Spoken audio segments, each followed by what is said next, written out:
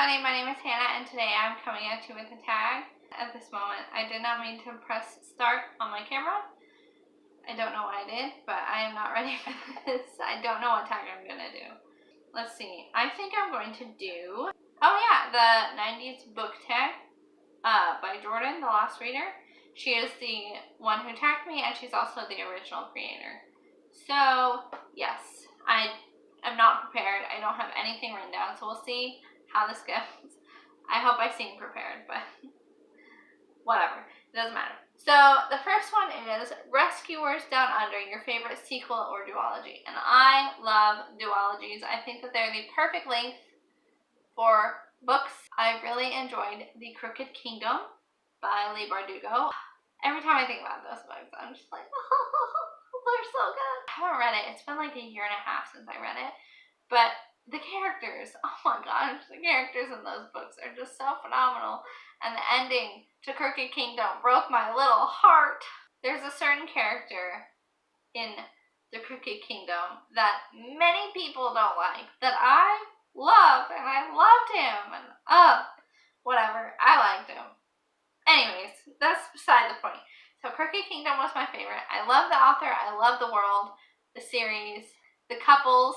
I love it when there's a series and people get paired up with each other. It's just like my favorite thing in the whole entire world. And then I also love Inez and Nina's relationship. I mean, that's probably one of the best female relationships that I have ever read in a young adult novel. There was no hate. It was automatic, like, love and acceptance. Just, oh my gosh, I love it. I love it. Beauty and the Beast, a book you bought because it's of its beautiful cover.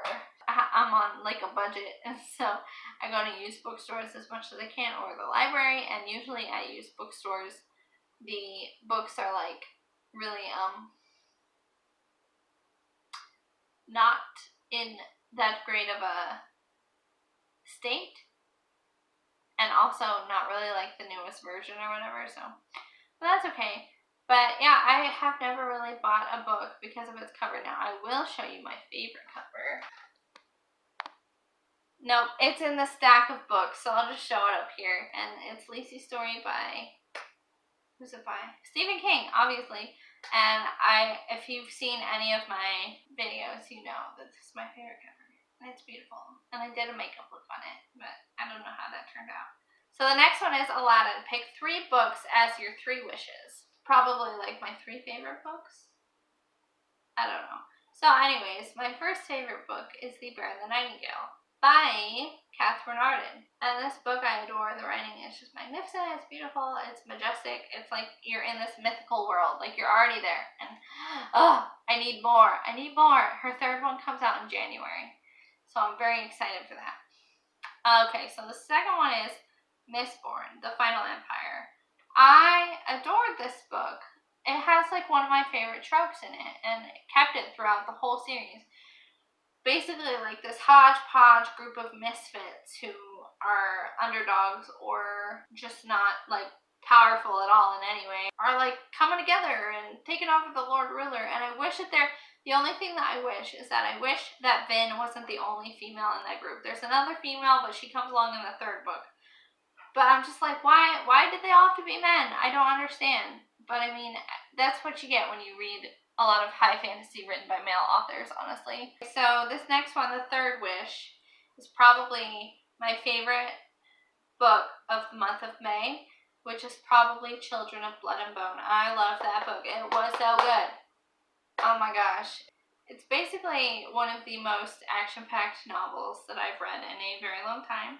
That was about a female character and a strong female character, and actually 2 strong female characters, I would say. There are 2, like, Zelie is obviously the main protagonist, and I think that they're both different in how they're strong too. I thought that dynamic was really good.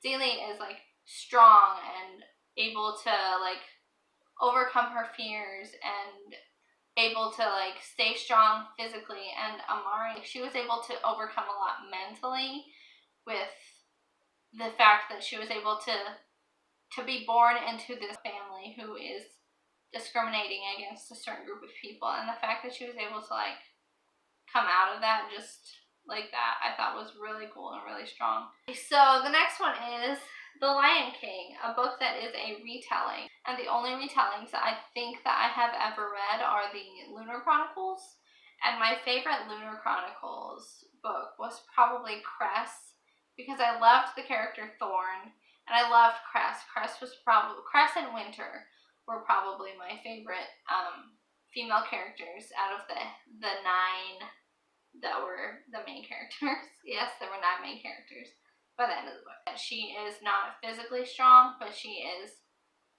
mentally strong, I felt like. Like, she is, she's locked up in this tower or whatever for, I don't know how long, for years since she was little, because she can help the evil queen lady somehow, some way.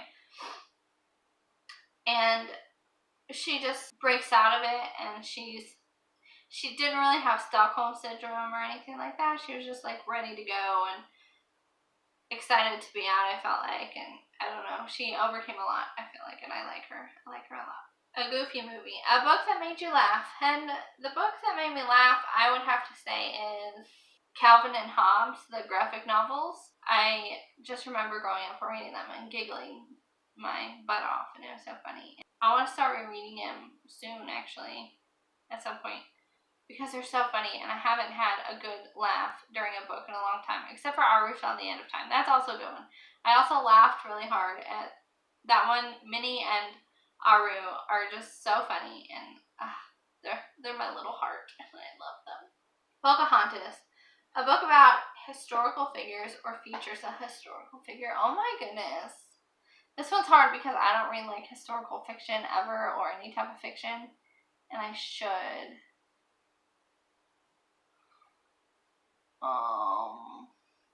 So yeah, I just read Night by Eli Wiesel, which is a book about his and his father's recollection of their year in Auschwitz and another concentration camp, and just their story and their life. And I would say that that's historical because it happened, and it was really good. I think that everyone should read it. I had to read it for school, and I remember going to the bathroom and crying in my school and just looking like an idiot.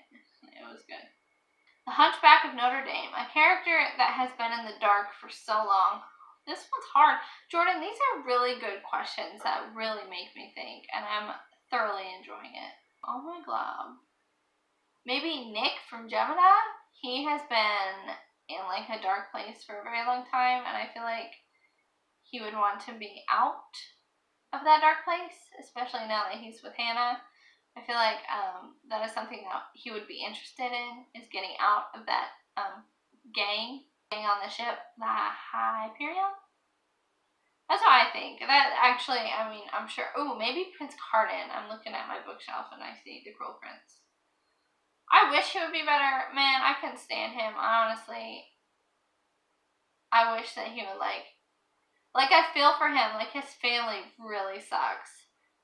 But I would like for him to just be like, have been like a little bit better. I'd be okay if like he turned his life around in the second book. That would be totally okay with me. I might even like him.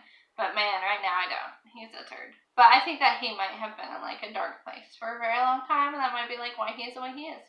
I don't know. Hercules. Pick a character that was from an underdog to a hero. Okay, so honestly this might be like the most obvious answer ever, but I would have to say that the book that makes me think of like an underdog to a hero would be Katniss Everdeen in the Hunger Games trilogy, because like she started off in the 12th district, which is the one with the lowest resources, really unable to train people like they were in like the 1st, 2nd, and 3rd districts and things like that. So Katniss Everdeen was definitely, I mean, anytime they did this, like the 10th, 11th, and 12th were always like the underdogs and very seemingly unprepared and things like that. So I would say her. And then she like went to win the game like 2-3 times. So her, definitely. Mulan, a character who sacrificed themselves for a family member. There's a lot of like valor in some of these books. Let's see if I can figure it out. would have to say maybe Aragorn. He was always putting himself in danger for his friends, and so I would say him. Or just like anybody in the Lord of the Rings trilogy. I mean, that were good. They would all like, I get teary-eyed thinking about it. They're all such great characters, and oh my gosh, no, Sam, what am I thinking? Okay, so I would say Sam, definitely, from Lord of the Rings, Fellowship of the Ring, Two Towers, Return of the King. I mean, Sam's the real hero in my opinion. Friggin' love Sam. He would definitely sacrifice himself for a family member. I mean, Frodo's not his family, but I don't care. They are family. Tarzan, a book that brings you to the wild side. I don't know.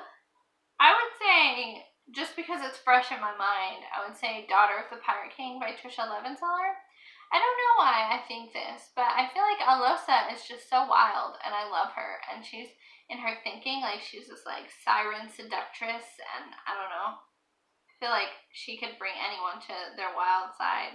So I like her, and I think that she is a great character, especially with those qualities. It's so interesting.